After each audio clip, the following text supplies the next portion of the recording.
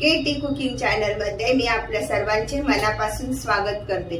मूग डाळीचा वापर करून बनवूया कांद्याच्या पातीची हिरवीगार सुकी भाजी। गॅसवर कढई तापत ठेवली आहे, त्यामध्ये टाकून घेऊया तेल। 1.5 चमचा तेल टाकलेलं आहे। टाकून घेऊया जिरे, लसूण पाकळ्या चांगल्या परतून घेऊया। चिमूटभर हिंग, हा कांद्याच्याच पातीचा कांदा आहे तो टाकून घेऊया।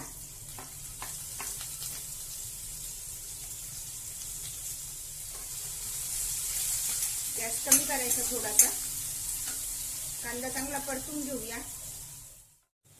अशा प्रकारे कांदा परतल्यानंतर त्यामध्ये टाकून घेऊया पाऊण चमचा मीठ, 1 चमचा लाल तिखट, छोटा चमचा आहे, 1 चमचा धने पावडर। सर्व साहित्य व्यवस्थित असं परतून घेऊया।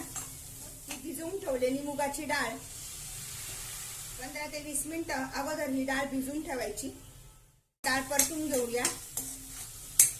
डाळ परतल्यानंतर त्यामध्ये हा पातीचा कांदा टाकून घेऊया। स्वच्छ धुवून आणि नंतर बारीक चिरून घ्यायचा आहे कांदा। यामध्ये पाण्याचा वापर न करता आपण ही भाजी बनवणार आहोत। अशी परतून घेऊया। पातीला छान असं हे सुटले बघा, पाणी सुटले। आता मीडियम गॅस करून त्यावर आपण आता झाकण ठेवूया आणि झाकणावर थोडंसं पाणी ठेवायचं, म्हणजे छान भाजी शिजते। पाणी आटलंय की म्हणजे वाव, भाजी पण छान शिजली। गॅस कमी करूया।